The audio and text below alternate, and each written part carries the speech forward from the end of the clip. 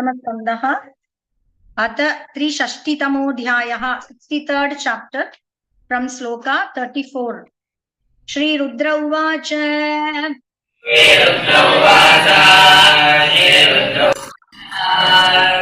त्वं हि ब्रह्म परं ज्योतिर्गूढं ब्रह्मणि वाङ्मये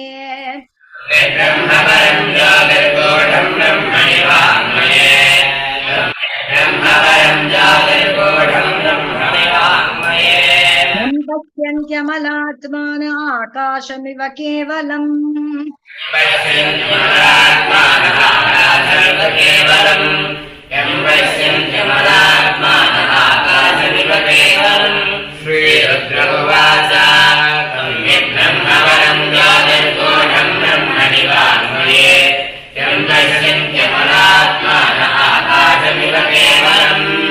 याभिर्नभोग्निर्मुखमम्बुरेतो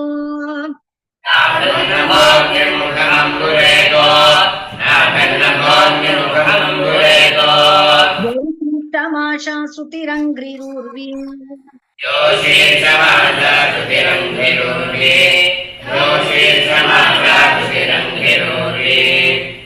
चन्द्रो मनो यस्य दृगर्क आत्मा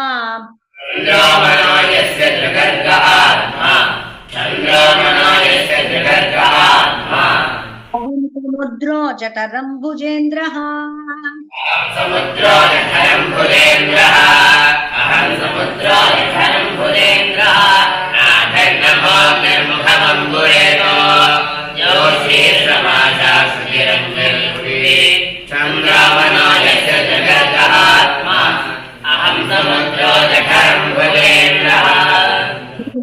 यस्यौषधयोऽम्बुवाहाः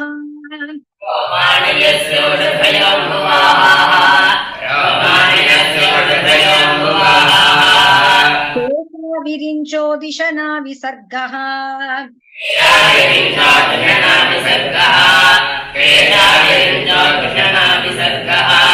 प्रजापतिर्हृदयं यस्य धर्मः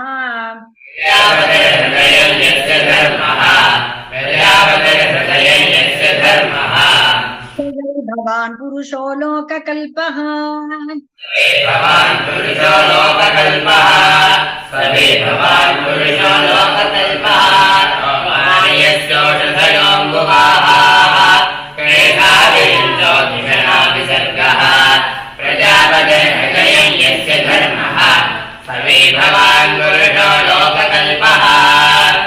अवतारोऽयमकुण्ठधामन्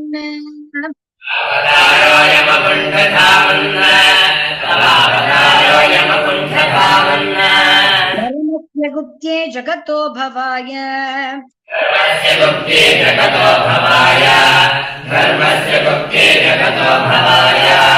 वयं च सर्वे भवतानुभाविता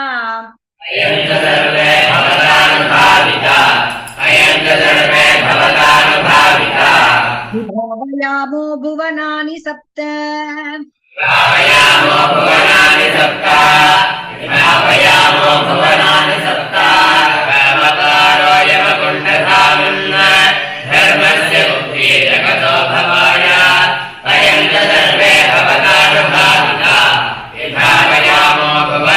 सप्त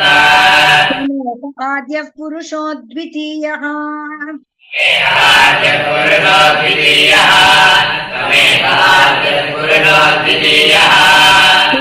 तदृग्हेतुरहेतुरीशः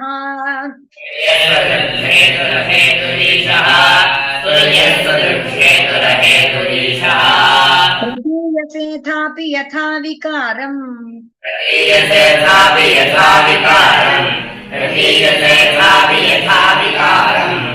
मायया सर्वगुणः प्रसिद्धे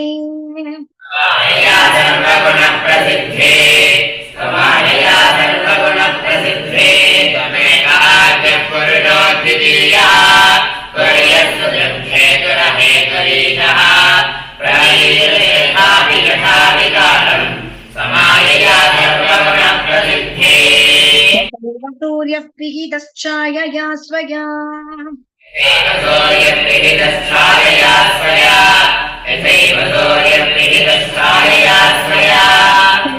च रूपाणि च सञ्चकास्ति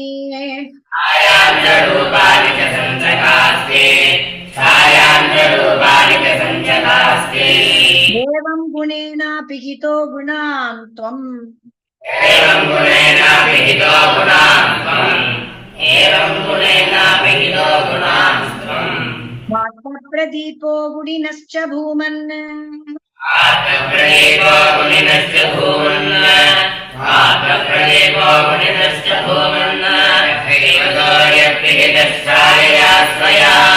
छायान्तरूपाणि च सञ्जकास्ति एवं गुणेनापि हितो गुणान् त्वम् आत्मप्रदीपो गुणिनश्च भूमन् माया मोहितदयः पुत्रदारगृहादिशो मायामोहितधियः पुत्रदारगृहादिशो यन्मायामोहितधियः पुत्रदारगृहादिशो निमज्जन्ति प्रसक्ता वृजिनार्णवे उन्मज्जन्ते निमज्जन्ते प्रसक्ता वृजिनार्णवे उन्मज्जन्ते निमज्जन्ते प्रसक्ता वृजिनार्णवे यन्मायामोहितधियः पुत्रदारगृहादिशो उन्मज्जन्ते निमज्जन्ते प्रसक्ता वृजिनार्णवे देवदत्तमिमं लब्ध्वा नृलोकमजितेन्द्रियः देवदत्तमिमं लब्ध्वा नृलोकमजितेन्द्रियः देवदत्तमिमं लब्ध्वा नृलोकमजितेन्द्रियः यो नाद्रियेत त्वत्पादो न शोच्यो ह्यात्मवञ्चकः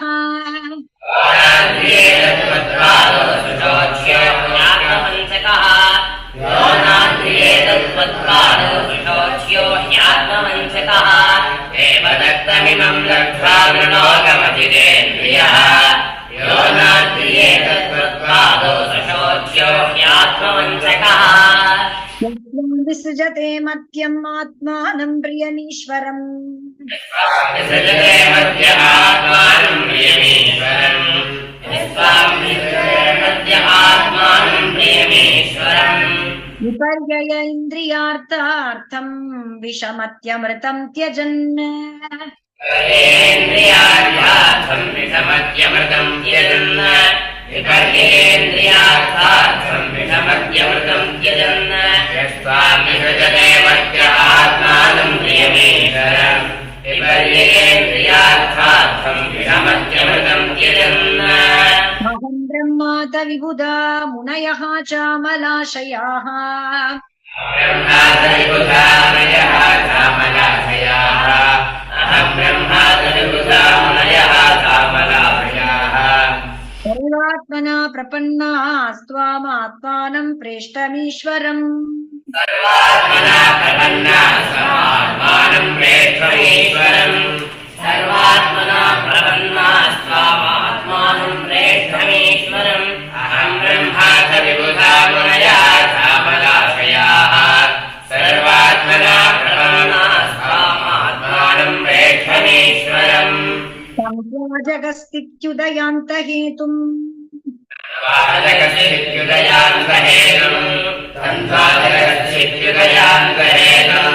परमं प्रशान्तं सुहृदात्मदैवम्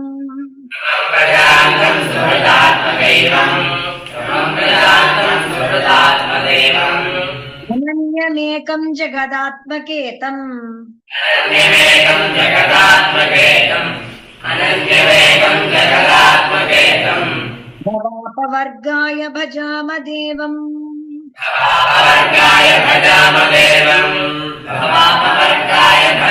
देवम् तन्दादगस्तित्युदयान्तहेतुम् समं प्रशान्तं सुहृदात्मदेवम् अनन्यमेकं जगदात्मकेतम् भवापवर्गाय भजाम देवम् ममेष्टोदयितोऽनुवर्ती अयं ममेष्टोदयितोऽनुवर्ती मया भयं दत्तममुष्य देव भयं दत्तमनुष्यदेव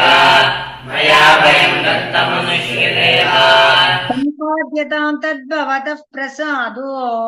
सम्पाद्यतां तद्भवतः प्रसादो सम्पाद्यतां तद्भवतः प्रसादो ते दैत्यपतौ प्रसादः साहिते दैत्यपतौ प्रसादः यथा विदे दैत्यपतौ प्रसादः चोदयितोऽनुवर्ती मया भयं दत्तममुष्य देवा सम्पाद्यतां तद्भवतः प्रसादो यथा हिते दैत्यपतौ प्रसादः भगवानुवाच श्रीभगवानुवाच यत भगवन्त्वं न करवाम प्रियं तव भगवन् स्वं न करवाम प्रियं तव यदा भगवन् स्वं न करवाम प्रियं तव भवतो यद्यवसितं तन्मे साध्वनुमोदितम् यवसितं तन्मे साध्वनुमोदितम् भवतो यद्यवसितं तन्मे साध्वनुमोदितम् श्रीभगवानुवाच यदा च भगवन् स्वं न करवाम प्रियं तव भवतो यद्यवसितं तन्मे साध्वनुमोदितम् भवद्योऽयं ममाप्येष वैरोचनिसुतोऽसुरः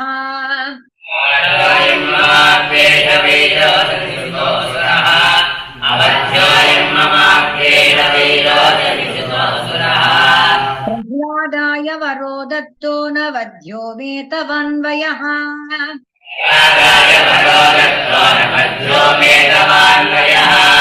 प्रह्लादाय वरो दत्तो न वध्यो मे तवान्वयः अवध्योऽयं ममाप्येष वैरोचनिसुतोऽसुरः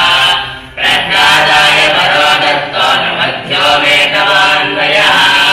भक्तोपशमनायास्य प्रवृक्ना बाहवो मया उपशमनायास्य प्रवृक्ना बाहवो मया तद्वोपशमनायास्य प्रवृक्ना बाहवो मया पूजितं च बलं भूरि यच्च भारायितं भुवः सूरितं च बलं भूरि यच्च भारायितं भुवः सूरितं च बलं भूरि यच्च भारायितं भुवः तर्पोपशमनायास्य प्रवृक्ना बाहवो मया सूरितं च बलं भूरि यच्च भारायितं भुवः चत्वारोऽस्य भुजाशिष्टा भविष्यन्ति अजरामराः चत्वारोऽस्य भुजाशिष्टा भविष्यन्ति अजरामराः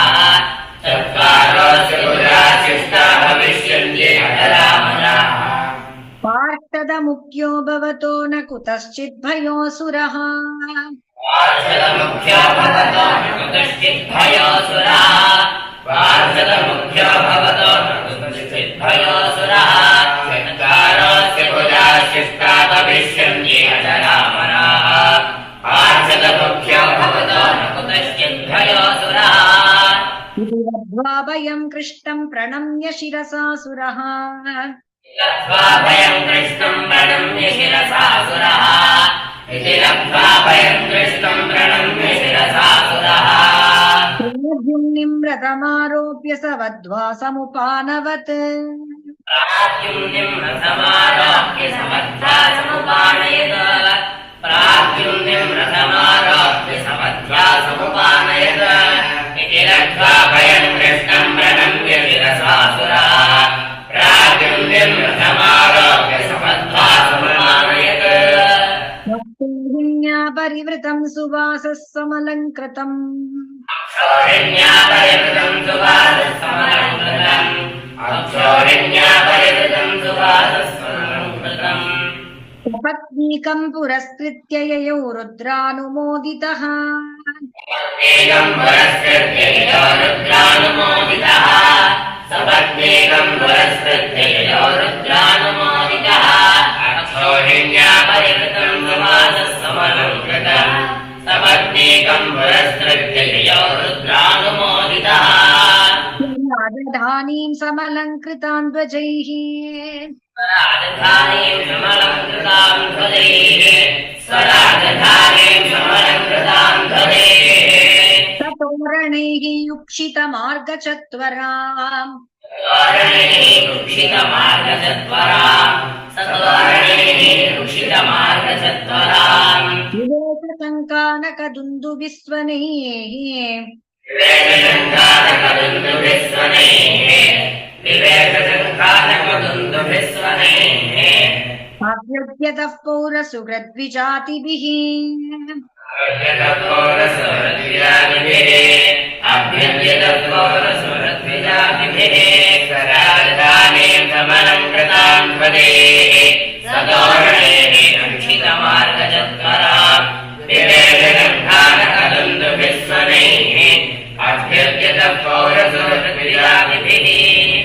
य एवं कृष्णविजयं शङ्करेण च संयुगम् एवं कृष्णविजयं शङ्करेण च संयुगम्